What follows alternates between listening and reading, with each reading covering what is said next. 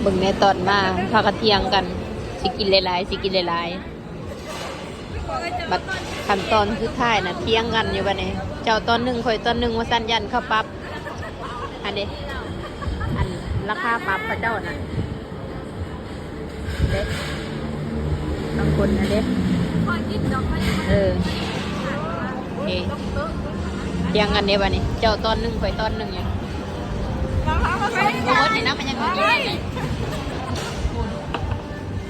อันนี้ตอนเดียวเองมาซดกันให้เขาก็เลย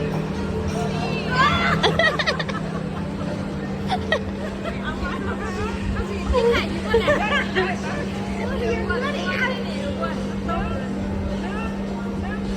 จิ้มก้อนมีอ้วนแล้วกินน้อยเห็นก็มูแล้วมีอ้วนยังจะเอาน้ำจิ้มอยู่จิ้มเบิร์ดอยู่ตรงนี้อันนี้หม้อเหลื่อมทองยังงงคือเก่าหม้อต้มตัวนี้อันนี้หม้อยังอันนี้หม้อกระทะย่างเช้าว่าไม่กินจิ้มจุ๊บตัวนั้นนะตัวนี้กินหม้อกระทะอันนี้จิ้มจุ่มอันนี้หม้อกระทะก็ยังเหลืองยังเหลืองทองคือเก่า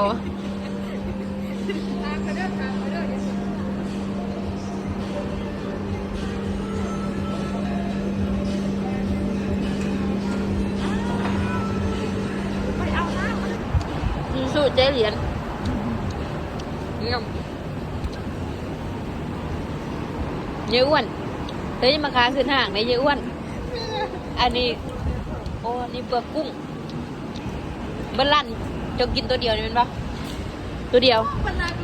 กดคอโอ้ยกินไปเลยได้4 ตอนกันยังว่าก็ตัวไว้ยิ้มปวดมากอันหม้อนี่หม้อคือกันนี่เป็นยังว่ามันคือแตกต่างกันแต่ตัวนี้มันคือเป็นชีนี่อันนี้หมูกระทะ